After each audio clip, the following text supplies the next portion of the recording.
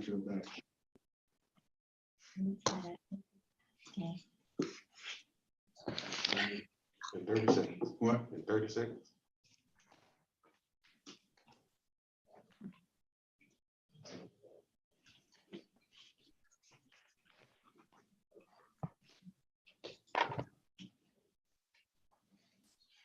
You ready? As soon as I swallow this coffee. Don't choke, Chairman. You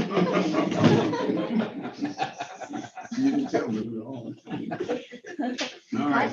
I'd like to call the meeting to order. This is a special call meeting of the Fulton County Board of Commissioners. I'm Rob Pitts. I chair the Board of Commissioners. Madam Clerk, please call the roll of the commissioners. Chairman Rob Pitt, President. Vice Chairman Liz Hausman, Present. Commissioner Bob Ellis, Present. Commissioner Lee Morris, Present.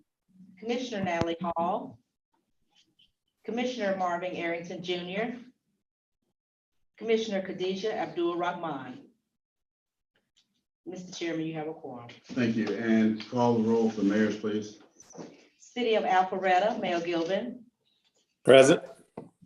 City of Atlanta, Mayor Dickens. Present. Chattahoochee Hill, Mayor Reed. Present. College Park, Mayor Motley Broom. Present. East Point, Mayor Holiday Ingram. Fairburn, Mayor Avery. Here, I'm sorry, I'm here. Thank you. Fairburn, Mayor Avery. Hatefield, Mayor Hallman. Johns Creek, Mayor Bradbury. Milton, Mayor Jameson. Mayor Pro Tem Paul Moore in his place today. Thank you. Mountain Park, Mayor Steele. Present. Palmetto, Mayor Bodie. Present. Roswell, Mayor Wilson. Sandy Springs, Mayor Paul.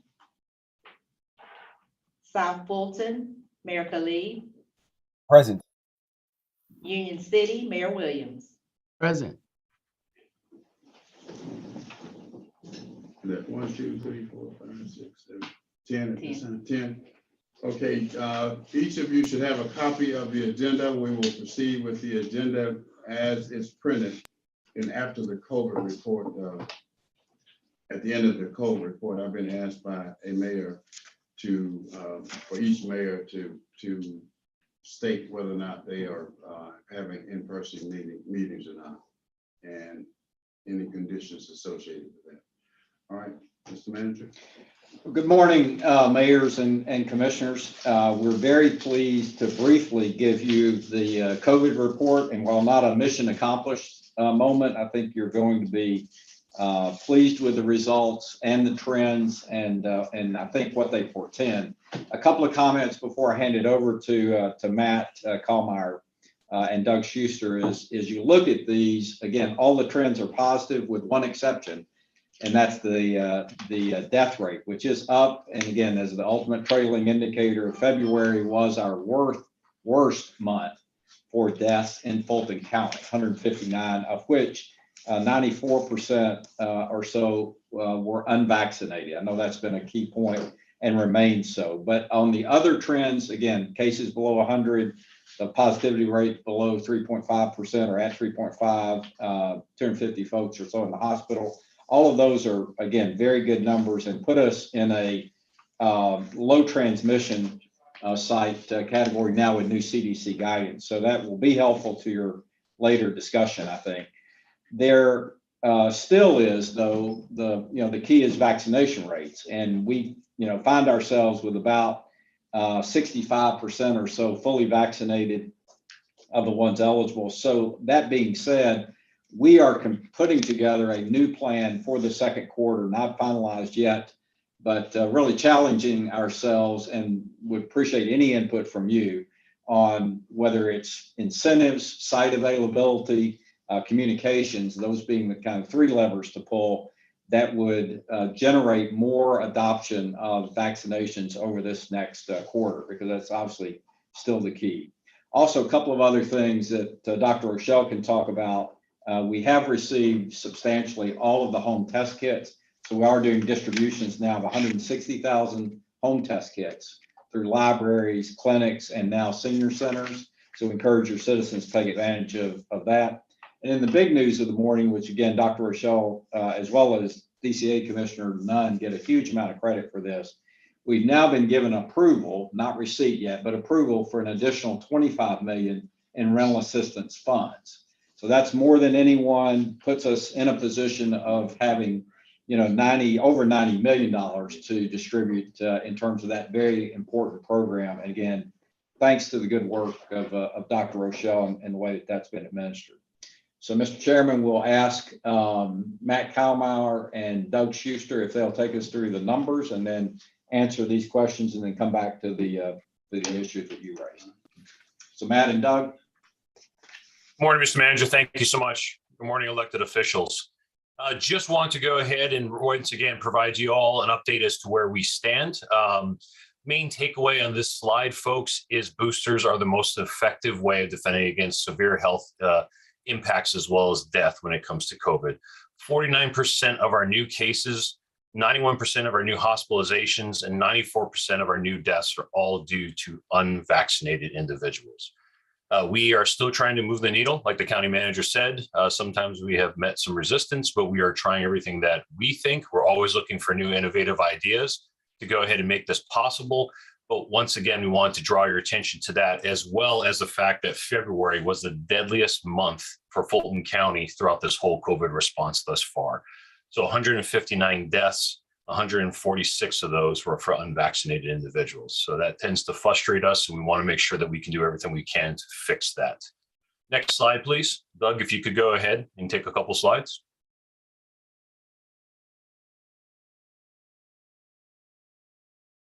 Doug Schuster, if you could check on your mute. I came off mute. Thank you, Matt. Good morning, mayors. Good morning, commissioners.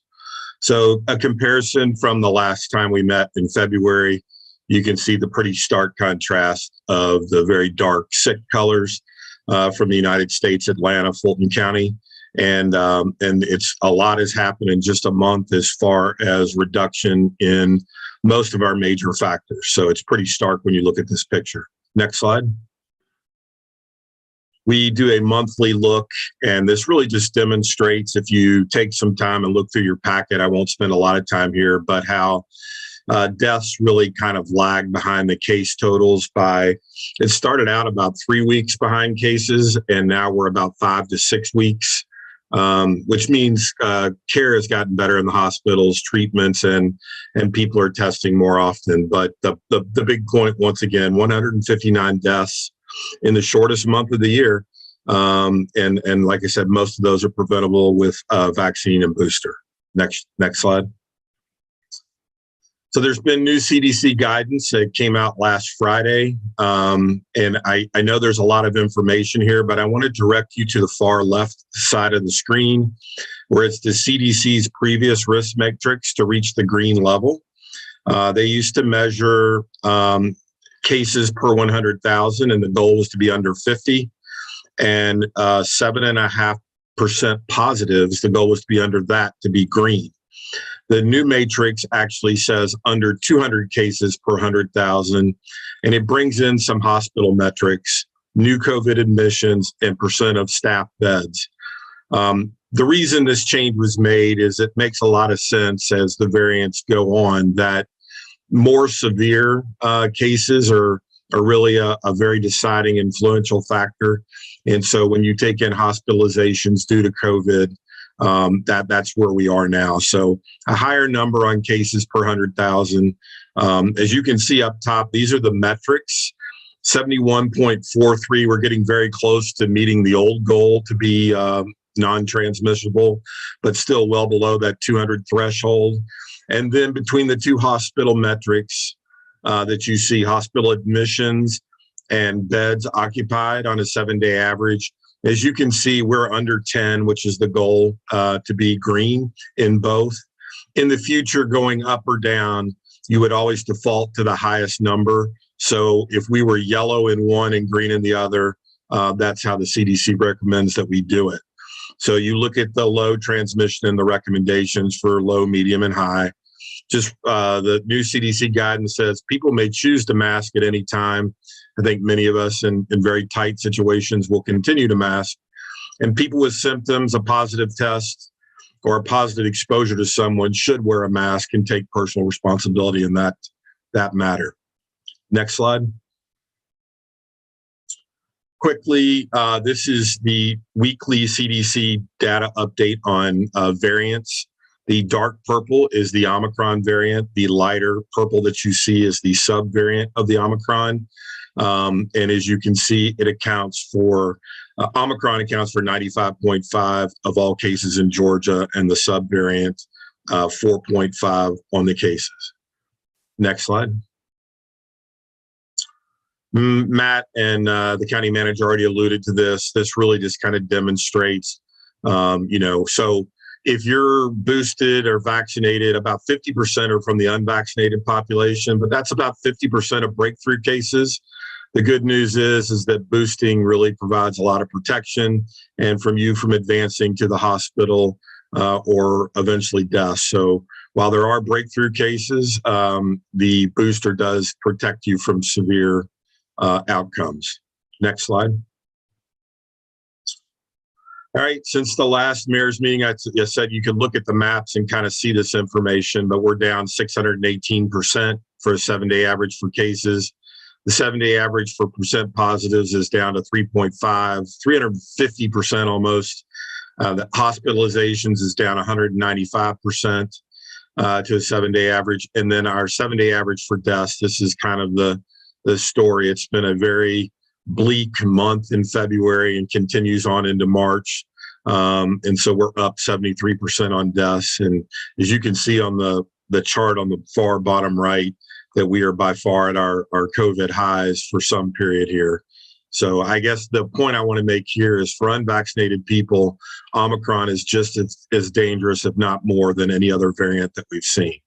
Next slide.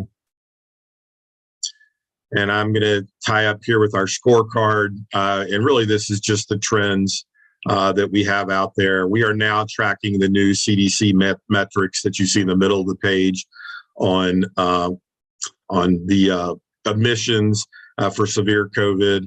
And so we're tweaking this because this is the metrics we've used since the beginning of COVID. Most of it's based on CDC guidance, and the goal is to have a lot of these metrics change to the different colors about the same time. But as we have future variants, we're going to use this chart to make decisions and get teams together and maybe ramp up services in either testing categories and give us plenty of time to do that. So this is a very important graph that emergency management will use with the Board of Health to make decisions moving forward. Next slide. Oh, I do have one more here. We have a projective model out through June 1st, and we see a slower of the decline. And by April 1st, 32 cases per day. And so you can see kind of how it's starting to flatten out as we get to the bottom of this trough here.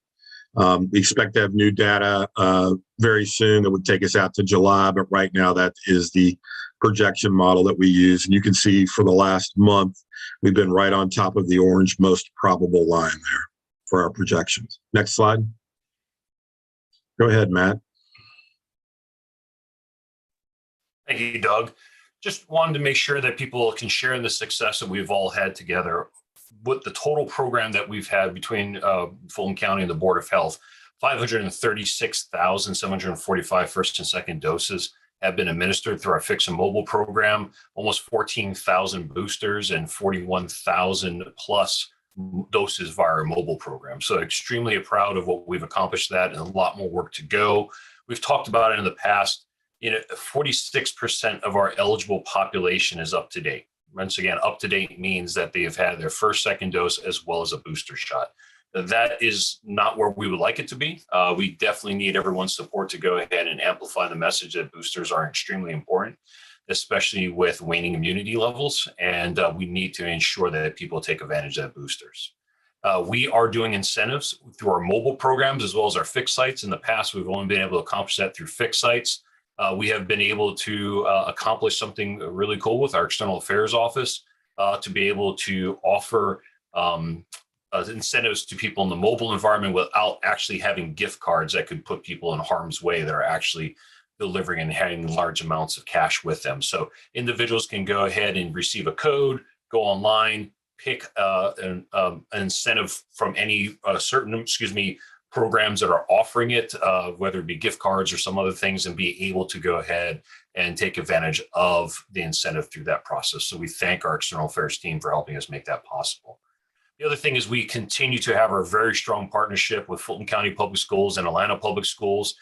We have had great success with APS and basketball games, and we're continuing to go ahead and work with them and also look, as you can see, for both APS as well as Fulton County schools. We're targeting the low vaccination uptake areas. Some of the areas we've noticed have been 1 to 3% in the amount of individuals that have been taking advantage of vaccinations. We're leveraging the EPI individuals that are on the 2 school system boards to find out where these locations are and to look for opportunities to be able to vaccinate there with incentives. So we appreciate their continued partnership. And we're also extremely proud to go ahead and celebrate the partnership with Atlanta Hawks and our ability to go ahead and offer vaccinations at the home games that we have there as well. Next slide, please. And finally, just making sure that people understand what we've been doing with the equity program. About 80% of our individuals are individuals of color that we've reached with this program thus far. We're continuing to go ahead and look for new innovative ways. As you can see, we're trying to keep the dots that we have our vehicles in the areas that are the darkest green on the map, and to take advantage of that and look for opportunities to be able to go ahead and offer vaccinations. So that is one of the things that we continue to strive to be better with and to also look for new opportunities. With that being said, I will like to pass the baton to Dr. Rochelle to see if she has anything to add about the home test program. Dr. Rochelle? Thank you, Matt. Good morning, mayors and county commissioners. I just want to add that for the test kit program, we have added senior centers. So the 4 multi-purpose senior centers, as well as the 15 neighborhood senior centers, have been added to the distribution plan. Those entities received their test kits this week. And I also want to continue to encourage you to amplify the fact that test kits are available at 15 libraries throughout the county. We do have a supply still available. As of today, there are still test kits. We can share the graphics that were shared earlier in the launch of the test kit program so that you can post that on your city web pages and other social media platforms. And the website for information about where the test kits are throughout the county is fultoncountyga.gov/test kits. Of the test kit orders that we were anticipating, we have received all of them, with the exception of the 9,700 for the Emergency Solutions Program. That concludes my update, Matt. Thank you, Dr. Rochelle. Mr. Manager? Questions? All right, are there questions? Mayor Motley Groom, first up. Thank you, Mr. Chair. A couple of questions. One, has there been a consideration to extend vaccination events at College Park Skyhawks games? I would love to take that into discussion with the team. We'll see what we can do with that, man. Fantastic. Thank you. And let me just say kudos to the county in regard to making testing kits available. I went to the College Park Library myself, and it could not have been easier to obtain test kits. And so I would encourage everyone to just swing on into their local library or health center and really take advantage of that, because it is there and available for everyone. Thank you, Madam Mayor. Other questions or comments? Yes, Mr. Chair Chairman. Williams did have his hand up. Yes. I wanted to certainly commend you for all of the work, everyone, as it relates to testing and vaccines. But to Dr. Rochelle, what I want to know is Did you include the Etris Darnell Senior Center in making sure that they had test kits? I don't recall getting any information about that, and certainly haven't heard anything from our Parks and Recs director around getting test kits for our seniors at that facility. Mayor Williams, good morning. Thank you for bringing that to my attention. We will have the test kits to that center by Wednesday of next week. Thank you, because you were very instrumental in making sure we created a senior center. Thank you, Mayor. Thank you. Commissioner Hall. Chairman, Mr. Chairman, if I may, see Dr. Paxton has joined us, our District Health Director. I knew during our last Board of Commissioners meeting, Commissioner Hall did ask a little bit about the BA2 variant, the stealth variant, some people are calling it in the media.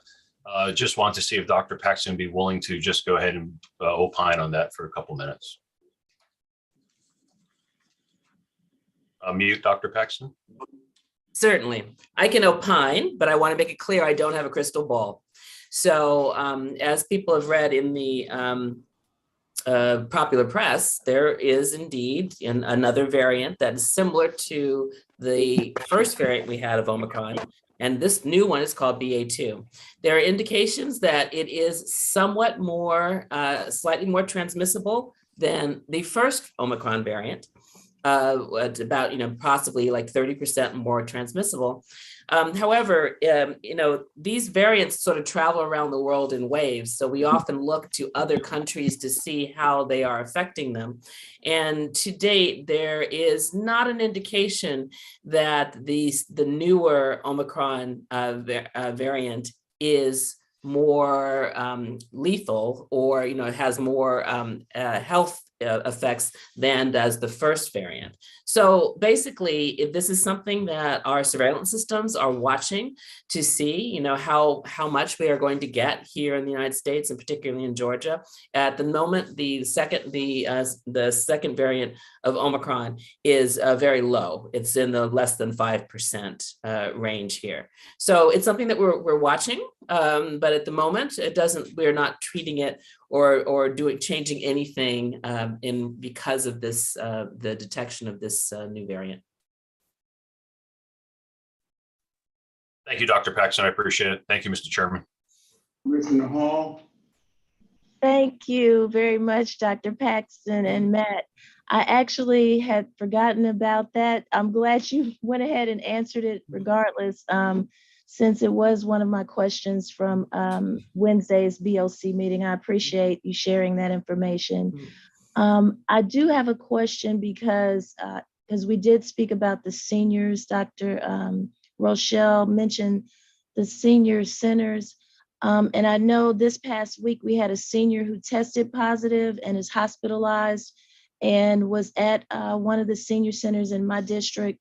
And I just want to know, are we taking additional precautions as it relates to our seniors being in the senior centers?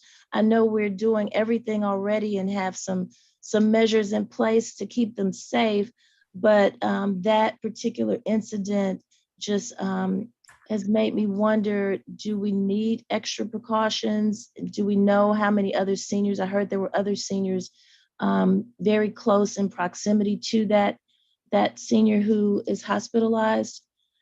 So what can you tell us about that? Morning, Commissioner Hall. Good morning.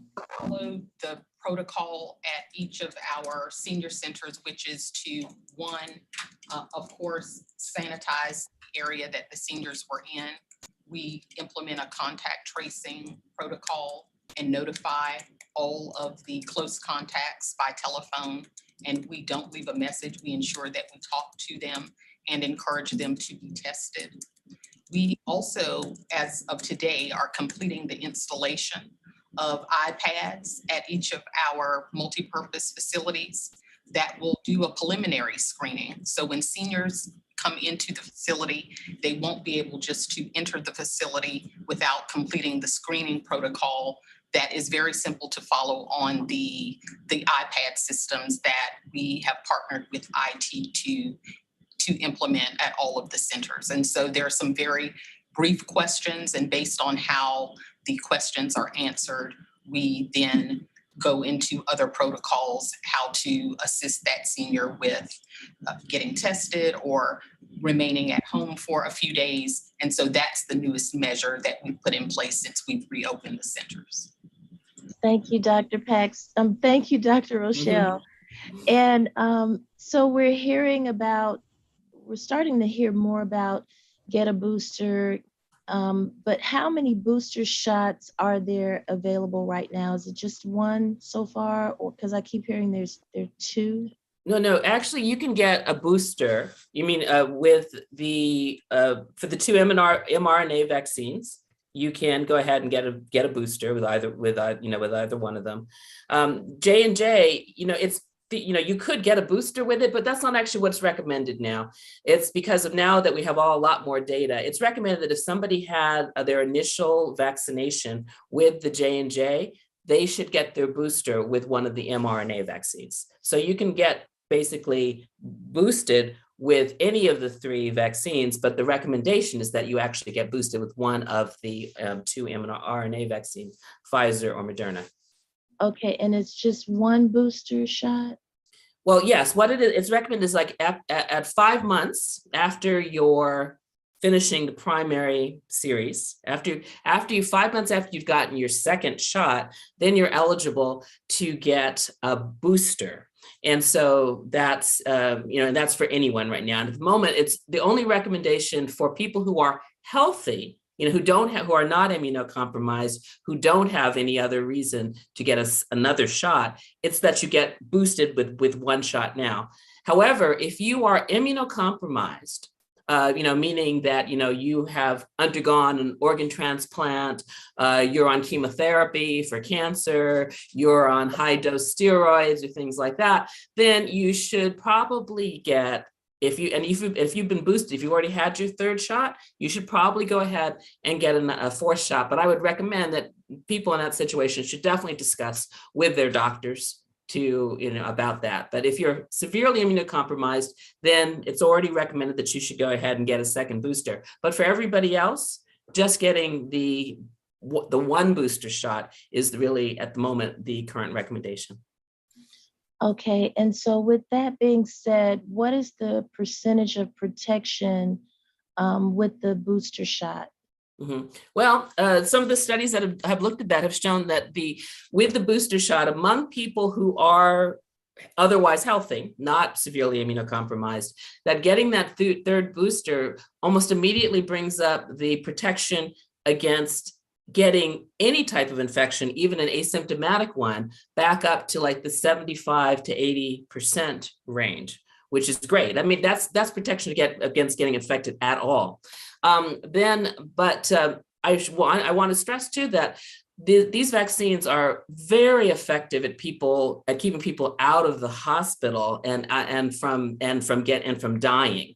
And so I don't want to make people believe that if you've only had your 2 shots, that you're somehow, nakedly, vulnerable to being hospitalized, because you're not. Actually, even it's still holding up extremely well.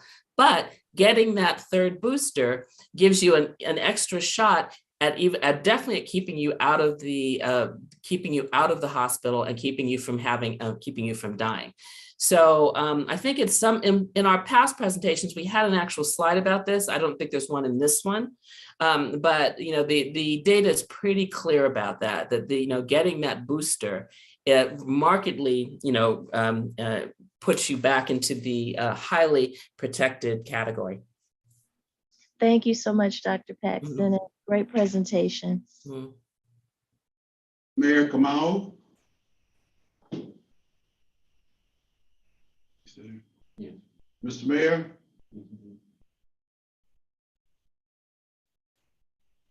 Mr. Mayor. Mr. Chairman, he did have a question that he put in the chat. I did answer it, so hopefully that will take care of that situation. Okay. Anything else regarding COVID at this time? No, sir. I think the only thing would be, Dr. Rochelle, did she discuss the additional 25 million? There's not really anything more than continuation of that program, but any questions about rental assistance? Any questions regarding rental assistance? Mm-hmm. Yep. All right, thank you. Can I just say one thing before you go? I mean, before I go, is that I just want to encourage, I have recently been getting calls from some of your offices and all that asking us questions. And I think that's great because I just want to stress that, you know, we here at the Board of Health are here to answer your questions. So if you want to know, like, what's the color level in your communities, you know, do feel free to, you know, to call us because that's what we're here for. I just wanted to stress that. Thank you.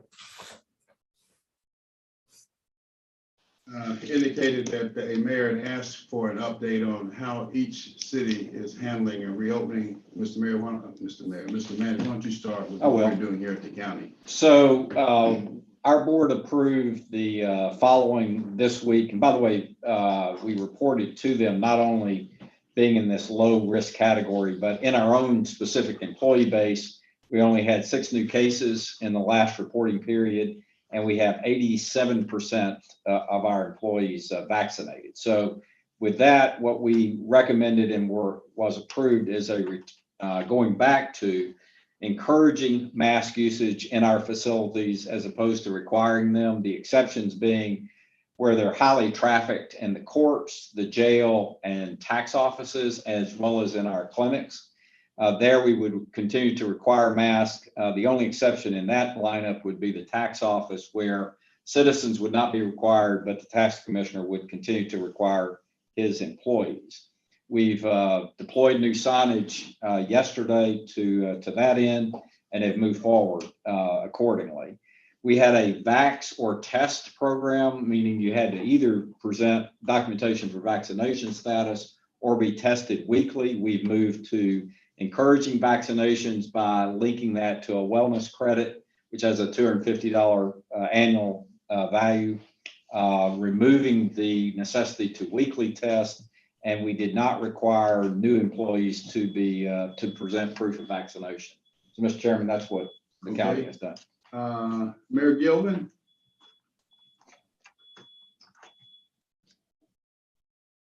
Thank you, Mr. Chairman. I assume you're wanting to know our policies for in person?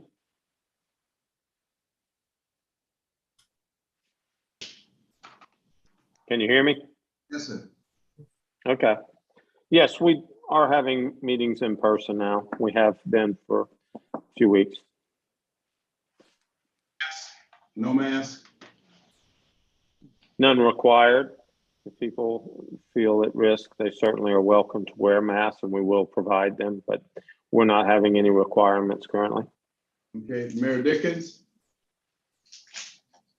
We, on Friday at 5, I lifted the mask mandate for indoor and outdoor. So there's no mask required in the city hall or any city streets. And then we are back in person. City Council will meet in person Monday. And Atlanta, Invest Atlanta and the other organizations that are surrounding our government are all able to go back in person. We are doing a 75%, I think is the number we're doing on large gatherings, like at City Hall. Although on Monday that just passed, I don't think we were at 75%. I think we were at almost 100% of the space. But yeah, I think we're in a posture of following the guidance, and we're feeling good about it. Thank you. Thank you, Mr. Mayor. Mayor Reed?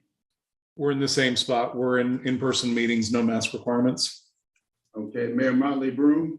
Same here. We are having our first in-person meeting on Monday, and everything's expired in terms of our states of emergency. Thank you, Madam Mayor. Mayor Holiday Ingram? Madam Mayor? Yes, I'm sorry. I'm having challenges with my computer today. So we are still currently, we issued a state of emergency ordinance last month, and so that hasn't expired yet. So we are still meeting virtually and have an indoor mask mandate. We will be revisiting that this month.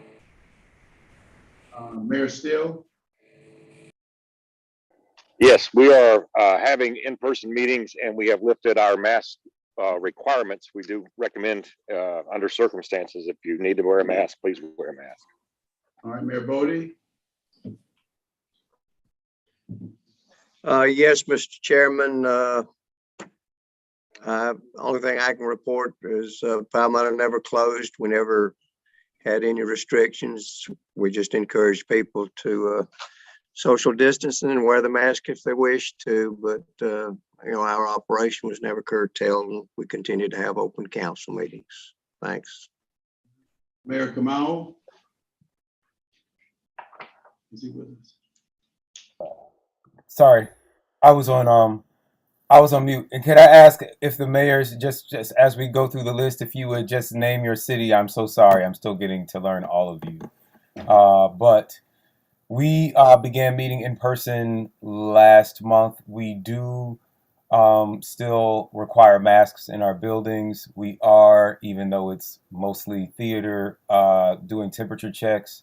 And we are also asking all of the in-person attendees to register. It's not a requirement, but in the event that we do have someone test positive, we want to be able to notify all the attendees. So that is what we are doing.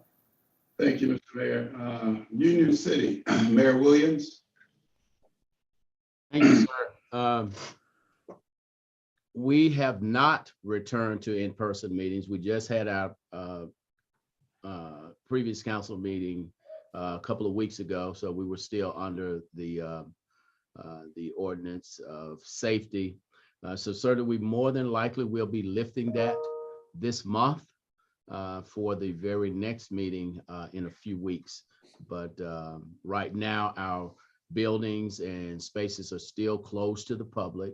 To enter, all of our staff are still required to wear a mask, but that will be changing from all the good news that I'm hearing, and certainly with the lead of Dr. Paxton, because we pay close attention to what she and her team shares with us. So we are looking forward to having in-person opportunities. And I'm also looking forward to having a Dr. Lynn Paxton week in Union City. Thank you. All right. Sandy Springs, I think that's Mayor Paul. What can I say? Mayor Paul? Yeah, we are open meetings, meeting in person, masks optional. Okay. Did I miss anybody? Mayor Avery. Mayor Avery? Yeah, we're still not meeting in person yet. We were working on a plan to come back into session. Right now, I've said it's probably in May. It may be sooner, but we're trying to put a COVID plan of action in place that was missing upon my arrival. Okay. Did I miss anybody? Milton? Roswell. Yes. Commissioner Pitts, yeah, we have no mask mandates and we have in-person meetings. Okay. And Roswell? No, that was Roswell. Oh, I'm sorry. Milton. Milton, yeah. Mayor Pro Tem Paul Moore on behalf of Peyton Jameson. We are meeting in person and we no longer have a mask mandate. All right. Thank you very much. I think it was very helpful. All right. Mr. Manager, you can continue. Yes, sir. I think the next subject is just a brief status on the lost negotiations, and I'll turn it over to the county attorney. Thank you. As we discussed in the last mayor's meeting, we are currently in the information gathering stage that's leading up to the commencement of negotiations. The Fulton County has moved forward with engagement of a consultant. His name is Douglas Eves, and he's been able to access a good bit of the information that he needs in order to assist us with the analysis from public filings. But there are some pieces of data that he's unable to access in this manner. So over the coming weeks, your folks in Open Records may be hearing from Mr. Eves to assist with completing the picture with some additional pieces of information. As this process progresses, we will continue to keep everyone updated of any new developments. We just want to quickly recap the milestone dates that we have. Now through May, we're doing information gathering from all of the entities. By June 15th, we anticipate in the county that our Board of Commissioners would approve notification letters to be sent. Our deadline for sending the letters to the Revenue Commissioner and municipalities will be June 30th, when we anticipate commencing renegotiations. And then we'll have 60 days to negotiate, after which, if we're unable to reach an agreement, we will proceed to voluntary mediation and ADR. And our final, most important deadline will be December 30th, by which we have to file a new certificate in order to retain the ability to keep this tax. Thank you. Any questions? Any questions? All right, we're doing one. Mayor Motley Broom. Who is it? Mayor Motley Broom. Mayor Motley Broom. Yes, Mr. Chair, thank you. In regard to the negotiation period, how soon can we get the dates where we will actually have to gather together? I prefer them sooner rather than later, because most of us are part-time mayors and probably have some other commitments. So if I can get those dates on the calendar as soon as possible, I'd appreciate it. So we anticipate commencing the negotiations closer to the June 30th date, but if the request is if what you're inquiring about is setting actual dates on the calendar, perhaps we could look at going ahead and getting those set down so that everyone will have that certainty. I'd appreciate it. I'm not sure about everybody else, but the sooner the better. Other questions or comments regarding loss? I got one question. The Mayor Williams? Yes, one question is everyone looking forward to truly making this an easy process where we all work together to make sure that everyone gets what's fair? So we do not have squabbles, disagreements, and hopefully misalignments. I just wanted to ask that question so I can determine where we're going to head from here, because I know everybody's gathering information, trying to pull things together. But oftentimes when we are individually trying to pull things together, there's an effort to sabotage. So I'm just being honest. I'm saying what a lot of folks are thinking, and certainly want to make sure that we are in a spirit, as we're all here together, we're in a spirit to work together on behalf of not only the county, but all of the cities that make up Fulton County. We'd love to hear from everyone. Mayor Bodie here. Can you hear me? Yes, sir. Go ahead, Mr. Mayor. Let me just speak to the last time we went through this exercise. And I think if you look back on the history of that, we worked very closely together to help two of our constituents. And at the time, namely, it was East Point and College Park that were on the losing end by virtue of the census. And all the other cities, not every one of them, but most of them became donor cities. We took revenues that each city was entitled to, and we ponied up so that those two cities would not fall short on the revenue that they had enjoyed the 10 years prior to that. So I was in the one 10 years before that. And so let me just say that for the majority, I never seen the cities work any closer together on any project, especially when it comes to giving up revenue, and the other cities did that. So in the spirits of that, I hope we can continue the fairness of the total operation.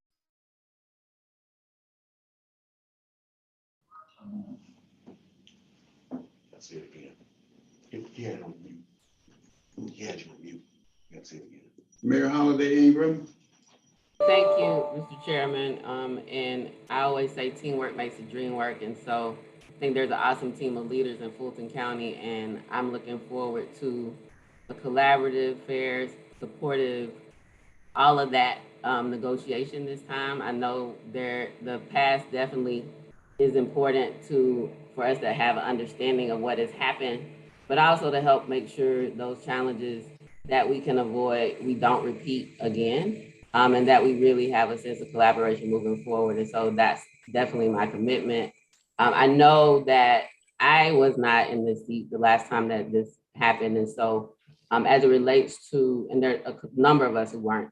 So as it relates to the team, I just went through a GMA training last week, or actually this week. I can get my weekness mixed up, but there's each city kind of designates people or person or people to participate in these negotiations.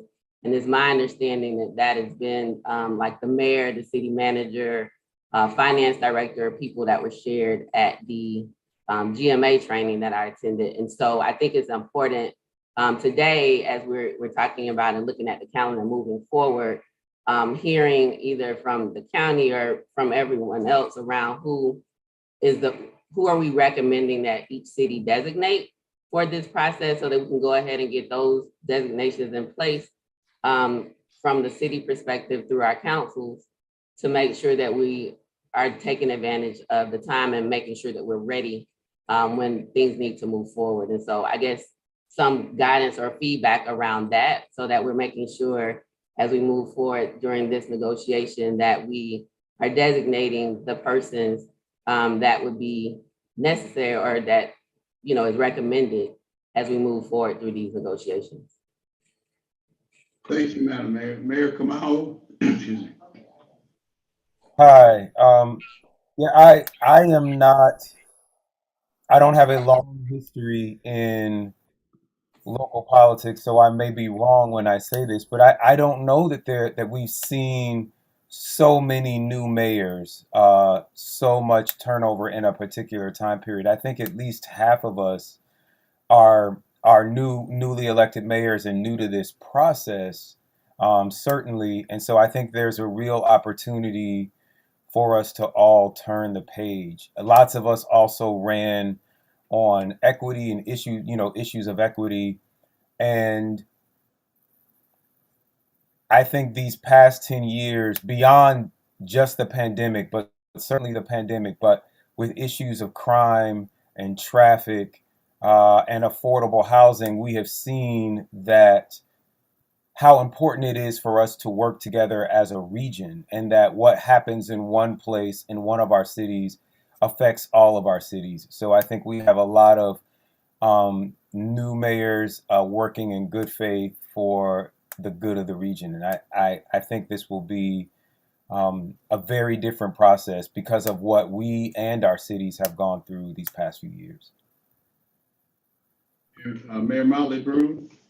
I would concur with my colleagues who have already spoken. I think that we are stronger together, and that's how we have to approach these negotiations as we continue to thrive as cities within this great county. I think that we have seen the ways in which when we get that collective voice, we can make change. And I know it's deviating a little bit, but I want to thank Mayor Paul, Mayor Gilvin, Mayor Holiday Ingram for leading on some of the things that we're working on the state level as we see challenges with HB 1093, SB 494, ways in which our communities can really be detrimentally impacted by preemption measures on the state level. Speaking in one voice on those issues, I think bodes well for the challenges that we are going to face, because there will be challenges with this. We're not always going to agree, but that in and of itself shouldn't make for a process that doesn't ultimately end in resolution that is amenable for all of us. Thank you, Madam Mayor. Other comments? Other comments at this time? Madam County Attorney. I wanted to say, I know I speak for everyone here at Fulton in saying that we are certainly entering into this renegotiation process in the spirit of good faith and collaboration. Our goal is to reach an agreement for distribution that will fulfill the purpose and intent of the lost as set forth in the statute. and above all, end up with an equitable result for everyone in Fulton County. To that end, our instruction to our consultant has been to analyze the data with that in mind, not just from Fulton County's perspective, but from the entire county's perspective, equally weighting everyone's interests who are parties to this negotiation. So we look forward to working with you all in that spirit in the coming months. Can I mention one thing, Mr. Chairman? And Mayor Paul, and I guess Mayor Paul and the city of Atlanta will probably have to have this discussion, but we discussed about the delivery strategy hasn't yet been resolved, if I'm correct, unless something has happened in the last 2 weeks.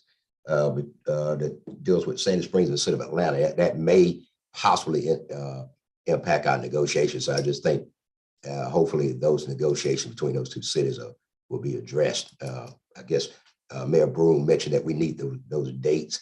So those dates actually will help, I'm assuming, the city of Sandy Springs and Atlanta actually understand the timeline that they've got to address this issue, because it may directly or indirectly affect the whole negotiation. Mayor Avery, I've reached out to Mayor Diggins to try and get a meeting to have that very same discussion, and I'm hoping we'll get that set up shortly. Okay, sir. Great. Thank you. Other comments at this time? All right, we're doing great on time. And let me, before I forget, I am thrilled with the attendance and participation in these meetings by everyone. So I can't say thank you enough. It's only, we're approaching 11 o'clock, but the two items that maybe we can take just a few moments unless there are some objections. Mr. Manager, could you touch on where we are with elections, and then number two, touch on the Grady Hospital situation? Yes, sir. Just briefly on elections, and if we have some questions, both Jessica Corbett and Mike Rowicki from my staff are on the line. A couple of things I thought you'd be interested in. The search is underway for a new director. Good news with, I think, aggressive posturing of the salary and the approach. We've had 14 folks apply, 10 that are in the process of completing more detailed information. So that process continues with, again, as quickly as possible, having that person named. The BOC approved contracts with 3 additional temporary staffing agencies. If you recall, there was a great deal of public concern about only having one, which was Happy Faces. We'll now be diversifying from 1 to 4. And I think from having these and getting them in place for the primary, we'll be able to benchmark against one another, hopefully seeing one of these emerge or 2 of these emerge, but essentially having a bake-off, we used to call this. But Dover, ARK, Corporate Temps, and Happy Faces will be our providers. Again, they each have an area of responsibility. So the next step in that process is to bring their links into our our volunteer interest page. So if someone is interested in volunteering for work during the elections, they'll be able to link to these firms if they are applying for positions that are multi-week in nature and require certain skills. So that should be in place by early next week, assuming the IT processes work well. And that, again, is our intention, to make that simple and easy and provide folks feedback as it relates to their interest. And as you know, there will be about 700 folks or so recruited from those firms for those specific roles. In addition to that, we continue on with recruiting efforts for 2,800 poll workers. Those are the traditional day of election poll workers, and progress is being made there. And we thank you for your efforts and partnering with us on events. We'll be continuing to do events in libraries and other locations. So again, thank you for your support as it relates to that. Lastly, our new warehouse, central warehouse, is now coming out of the ground. I've seen some pictures just this week on walls coming up. So again, it's down off South Fulton Parkway.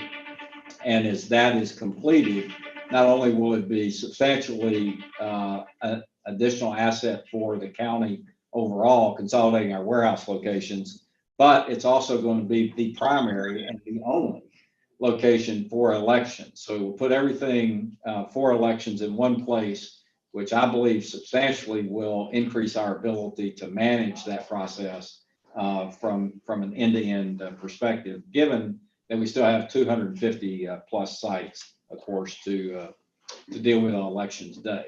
Mr. Chairman, do you want to take any questions about this Yes. before we go to Grady? Commissioner Ellis? Commissioner Ellis? Yes, Mr. Chair, I was just going to ask the county manager, could he repeat the names of the 3 firms that we're engaged with going forward? Yes, sir. Dover is doing poll worker training, advanced voting, and I think the elections processing center. ARK, they are doing work in registration, drivers, and absentee voting. Corporate temps, they are predominantly focused on system specialists and voter education, and then the Happy Faces, which was, of course, the one that we've had traditionally. Okay. Thank you. Mayor Motley Broom? Thank you, Mr. Chair, Mr. County Manager. I wasn't sure if, I know we had a discussion last time about poll worker pay. You said that you were getting some good feedback for the director based upon some of the ways you had restructured things. And I'm assuming that you're offering a fairly good salary to do some very hard work. Just want to let everybody know that depending on the market, Target's going to start their minimum wage at $24. So are there any efforts to look at what the poll workers are getting paid for our upcoming elections? Yes, ma'am. Thank you for bringing that back up. We did meet with the BRE staff this week, looked at it consistent with the last meeting. It's about 3.1 million, if I remember the number right.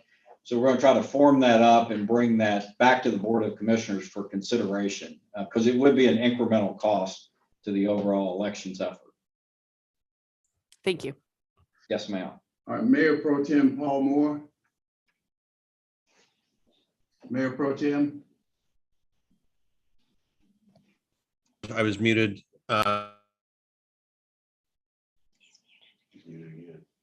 Muted.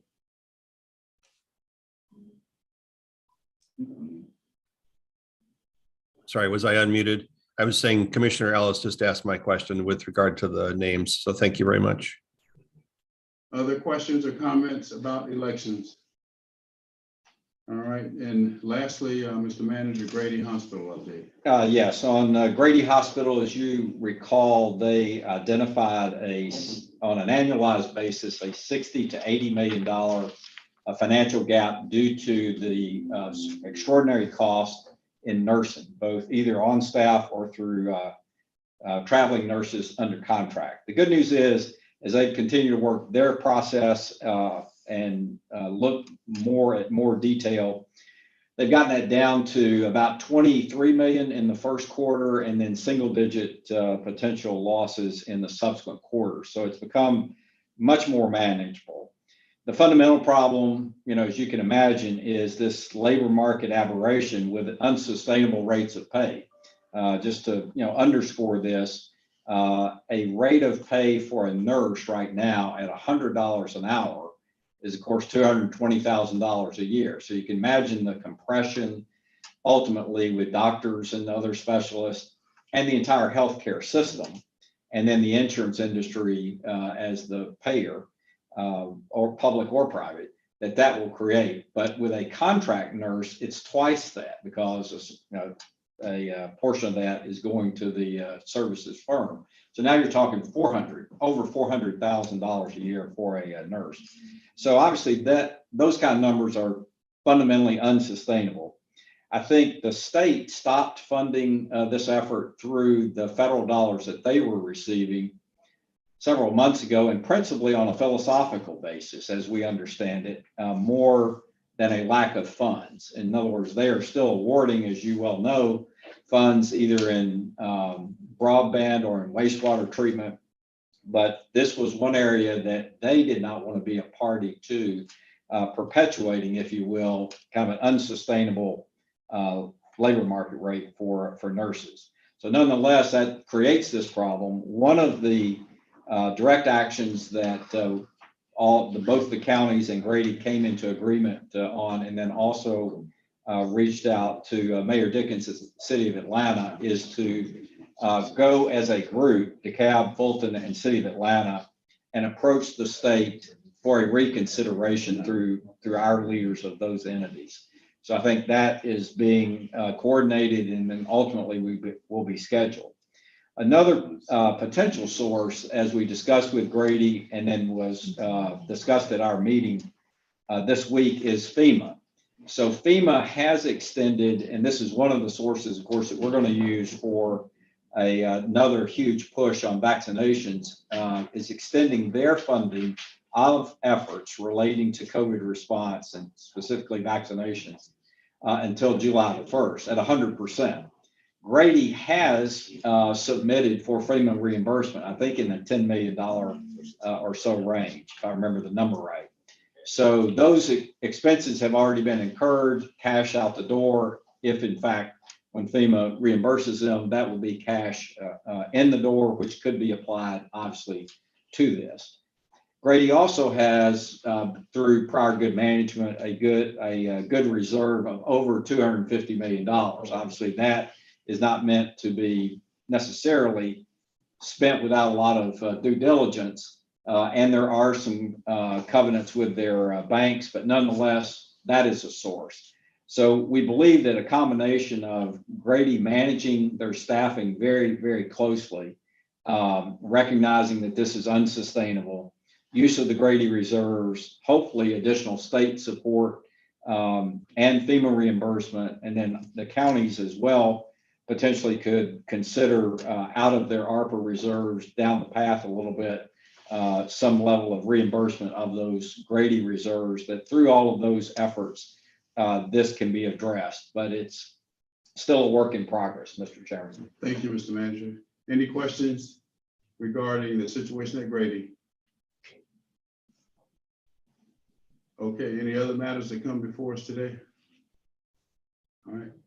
No further business before us today, then we are adjourned. Thank you again for your attendance and participation. Take care, everyone. I love you, and there ain't nothing you can do about it.